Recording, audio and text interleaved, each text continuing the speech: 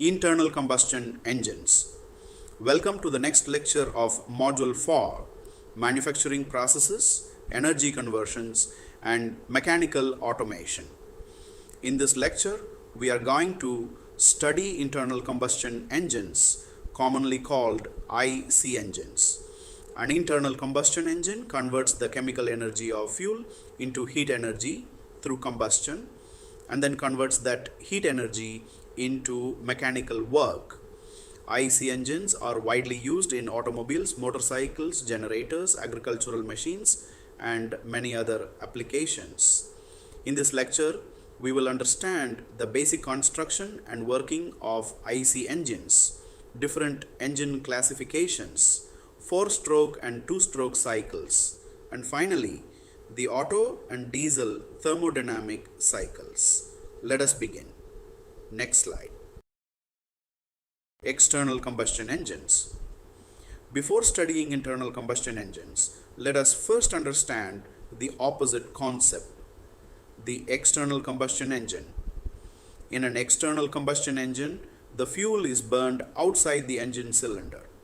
The heat produced by combustion is then transferred to a separate working fluid such as steam, air, or gas.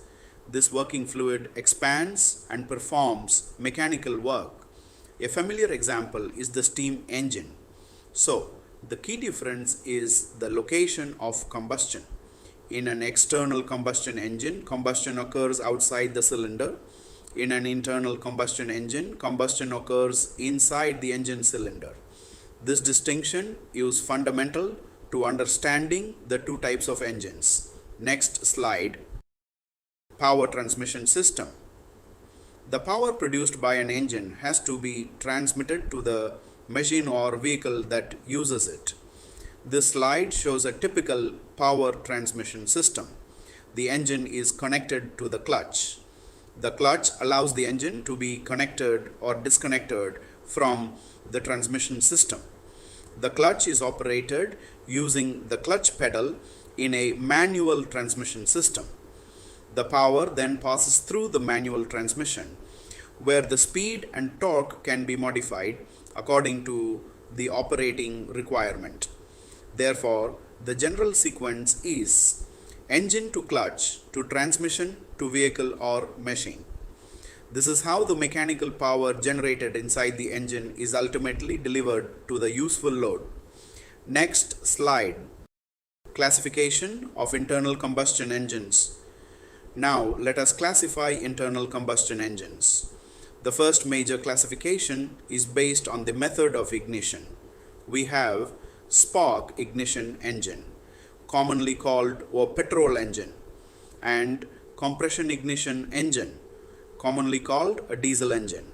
Both types can operate using either a 4-stroke cycle or a 2-stroke cycle. The basic energy conversion is heat energy from combustion of the air-fuel mixture to mechanical work. In a petrol engine, combustion is initiated using a spark plug. In a diesel engine, ignition occurs because the compressed air reaches a sufficiently high temperature when fuel is injected. We will study these differences in detail later. Next slide. Basic parts of an IC engine. Now let us look at the basic components of an IC engine. The important components shown here are piston, crankshaft, connecting rod, and flywheel. The piston moves inside the cylinder. The connecting rod connects the piston to the crankshaft. The crankshaft converts the reciprocating motion of the piston into rotary motion. Finally, the flywheel helps maintain relatively uniform rotation of the crankshaft by storing and releasing kinetic energy. The slide also indicates a multi-cylinder engine. In practical engines, multiple cylinders can be used to produce higher and smoother power output. Next slide. Crankshaft. Let us first understand the crankshaft. The crankshaft is a rotating shaft that converts the reciprocating motion of the piston into useful rotary motion. Remember this transformation: piston to reciprocating motion, crankshaft to rotary motion. The crankshaft delivers torque to the flywheel, clutch, and finally the transmission system. It also stores rotational kinetic energy during the power stroke and releases it during the other strokes when there is no direct power generation. Therefore, the crankshaft is one of the most important components in converting the motion generated inside the cylinder into useful mechanical output. Next slide, connecting rod. The next important component is the connecting rod. The connecting rod connects the piston and the crankshaft. Its main function is to transmit the force and motion from the piston to the crankshaft. In doing so, it helps transform the reciprocating motion of the piston into rotary motion of the crankshaft. The connecting rod has several important regions.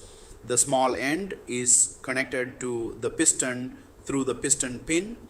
The big end is connected to the crankshaft through the crank pin. The central portion is called the shank. The diagram also identifies components such as the bolt and castle nut. So, the connecting rod acts as the mechanical link between the piston and crankshaft. Next slide. Piston. Now let us look at the piston. The piston is located inside the engine cylinder. When combustion occurs, the expanding gases produce very high pressure. This pressure acts on the piston and forces it to move. The piston receives this impulsive pressure from the expanding gases and transmits the resulting energy to the crankshaft through the connecting rod. Thus, the piston is the component that directly receives the pressure generated by combustion. The piston therefore plays a central role in converting the energy of combustion into mechanical motion. Next slide. Piston rings, head and skirt. This slide shows some important parts of the piston. First, we have the piston rings. Their primary function is to maintain a tight seal between the moving piston and the cylinder ball. They also help transfer heat from the piston to the cylinder liner. Next is the piston head. The piston head must withstand the high pressure and temperature associated with combustion. It also helps dissipate heat toward the cylinder walls. Finally, we have the piston skirt. The skirt acts as a bearing surface and helps support the side thrust between the piston and cylinder wall. Therefore, each part of the piston has a specific mechanical and thermal function. Next slide. Flywheel. The next component is the flywheel. A flywheel acts as a reservoir for kinetic energy. During a power stroke, the engine produces more energy than is immediately required. The flywheel absorbs and stores some of this excess energy. During the other strokes, when no useful power is directly produced, the flywheel releases the stored energy. As a result, the crankshaft can continue rotating at a more uniform speed. So, we can remember the function of the flywheel in a simple way. It stores excess energy and releases it when required. This helps smooth the speed fluctuations of the engine. Next slide.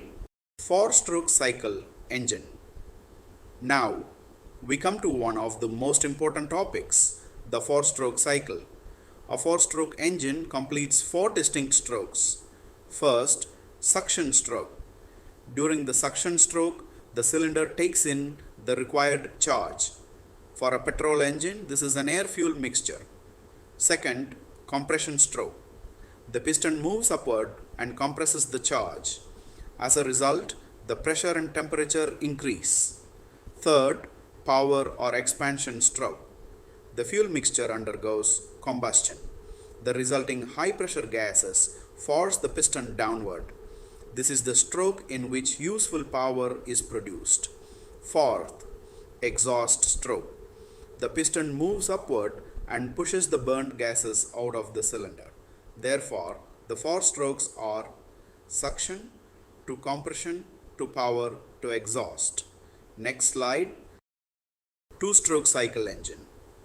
Now let us look at the 2-stroke engine. The 2-stroke engine completes the required operations in 2 piston strokes corresponding to 1 revolution of the crankshaft. Unlike the four-stroke engine, the slide indicates that there are no conventional inlet and exhaust valves.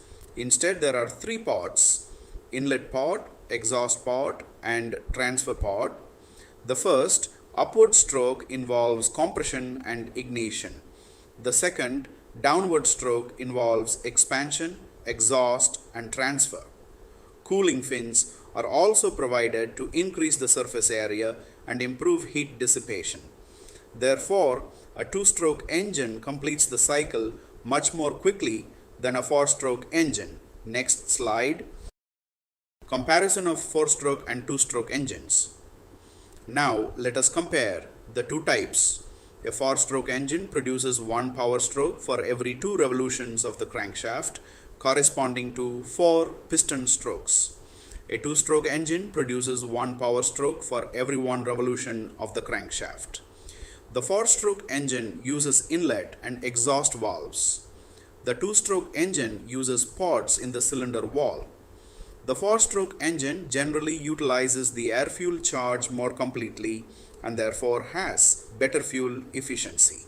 In the two-stroke engine, some fresh charge can escape along with the exhaust gases, resulting in lower efficiency. The exhaust of a two-stroke engine is also generally noisier because the exhaust process occurs in a shorter time. Therefore, the two-stroke engine has the advantage of a higher power stroke frequency, while the four-stroke engine generally provides better fuel economy and cleaner operation. These are important differences to remember. Next slide. Comparison of SI and CI engines. Now let us compare spark ignition or SI engines and compression ignition or CI engines. In an SI engine, the cylinder receives an air-fuel mixture. In a CI engine, primarily air alone is inducted during the intake process and fuel is injected later.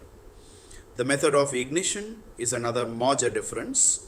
In an SI engine, ignition is initiated by a spark plug.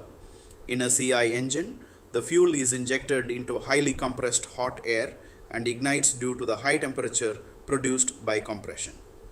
The ideal thermodynamic cycle associated with the SI engine is the Otto cycle, while the CI engine is associated with the diesel cycle.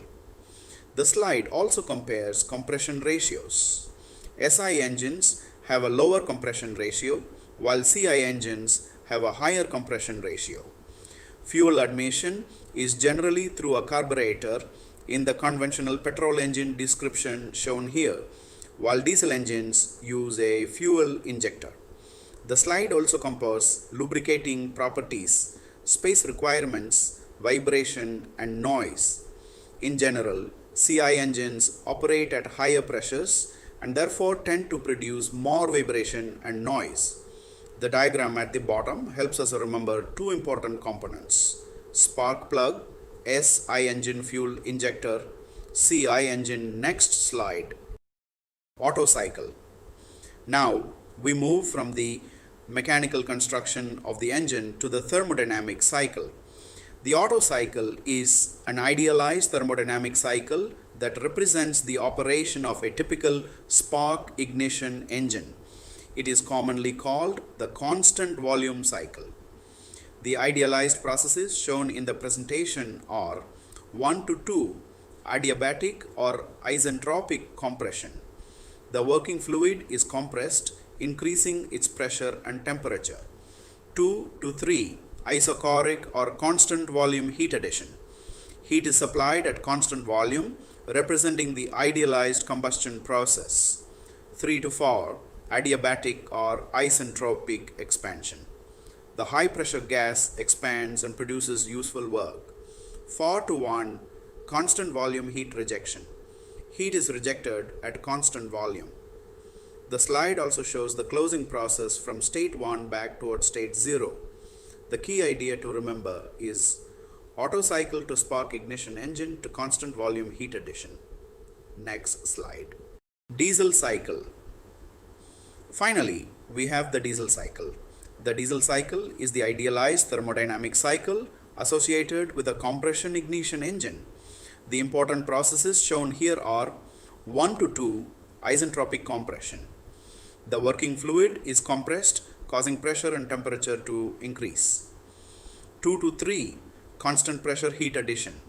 This represents the idealized combustion process of the diesel cycle. 3 to 4, isentropic expansion. The high pressure gas expands and produces useful work. 4 to 1, constant volume heat rejection. Heat is rejected and the cycle returns to its initial state. The most important difference between the Otto and diesel cycles is therefore the idealized mode of heat addition. Otto cycle implies constant volume heat addition. Diesel cycle implies constant pressure heat addition. Before we conclude, let us summarize the important points. An internal combustion engine produces mechanical work by burning fuel inside the engine. We studied the major components: piston, connecting rod, crankshaft, piston rings, flywheel. We then studied the two major operating arrangements: 4-stroke engine, suction to compression to power to exhaust, and 2-stroke engine. The required operations are completed in 2 piston strokes. We also compared SI engine to spark plug to Otto cycle and CI engine to fuel injection and compression ignition, diesel cycle. Finally, remember the most important thermodynamic distinction. Otto cycle equals constant volume heat addition. Diesel cycle equals constant pressure heat addition. These concepts form the foundation for understanding automobile engines, power generation systems, and thermal engineering applications. Thank you. Let us proceed to the next lecture.